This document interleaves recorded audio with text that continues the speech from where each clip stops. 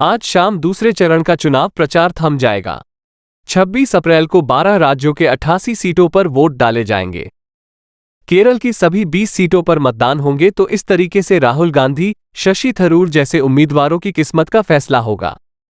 इधर यूपी में बात करें तो हेमा मालिनी, अरुण गोविल, भूपेश बघेल छत्तीसगढ़ में ये दिग्गज हैं जिनकी किस्मत का फैसला होना है दूसरे चरण में। तो दूसरे चरण में 12 राज्यों और एक केंद्र शासित प्रदेश की 88 लोकसभा सीटों पर 26 अप्रैल को मतदान होना है, और उससे पहले आज जो चुनाव प्रचार है, जो कैंपेनिंग है, वह थम जाएगा।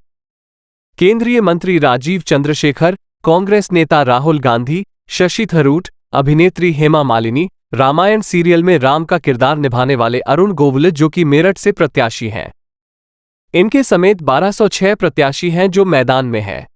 दूसरे चरण में उत्तर प्रदेश की 8 सीटों पर मतदान होगा, जहां पर 911 उम्मीदवार हैं, और सबसे ज्यादा गौतम बुद्ध नगर यानी कि नोएडा और मथुरा सीट पर 15-15 उम्मीदवार इस बार चुनाव मैदान में हैं। बुलंदशहर की बात करें तो सबसे कम सिर्फ 6 प्रत्याशी यहां से मैदान में हैं। अमरोहा में 12, मेरठ में 8, बागपत में 7, गाजियाबाद और अलीगढ़ में 14-14 प्रत्याशी चुनाव मैदान में हैं। इस चरण में प्रदेश की गौतम बुद्ध नगर, गाजियाबाद, अमरोहा, मेरठ, बागपत, बुलंदशहर, अलीगढ़ और मथुरा सीट के लिए मतदान होगा, यानी कि पश्चिमी उत्तर प्रदेश खास तौर पर।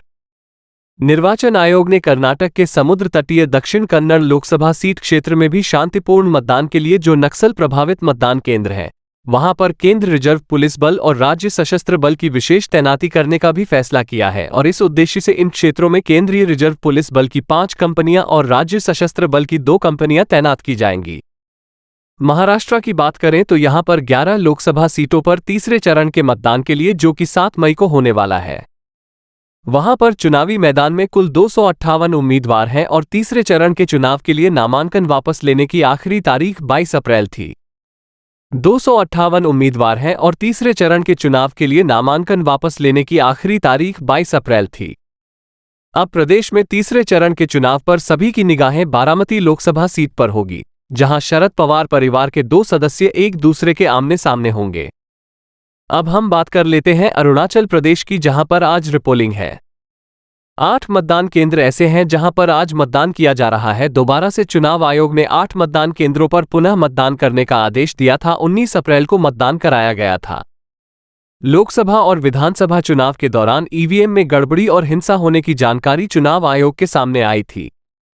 आपको बता दें कि उप मुख्य निर्वाचन अधिकारी किकेन कोयू ने कहा कि आयोग ने रविवार को एक आदेश में इन 8 मतदान केंद्रों पर दोबारा से मतदान करने के लिए कहा है। पहले तो मतदान को अमान्य घोषित किया गया और 24 अप्रैल को आज सुबह 6 बजे से दोपहर 2 बजे तक नए सिरे से मतदान कराने का आदेश दिया गया था।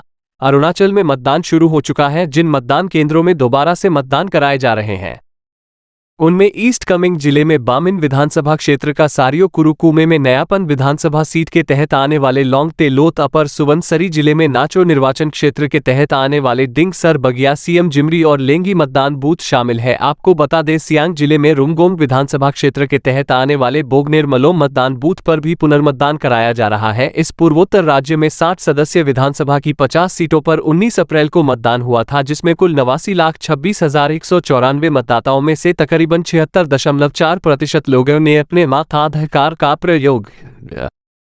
सत्तारूढ़ भाजपा की बात करें तो 10 विधानसभा सीटें पहले ही निर्विरोध जीत ली गई है। अरुणाचल में और राज्य में बीजेपी, कांग्रेस समेत सभी पार्टियां मजबूती से चुनाव लड़ रही हैं। तो अरुणाचल से भी जो भी अपडेट आ रही हैं, उससे जुड़ी हुई अपडेट हम आपको देंगे। और दूसरे चरण से पहले जो प्रचार है वो थम गया है। आप यह वीडियो सब्सक्राइब करें और बेल आइकन को दबाना ना भूलें।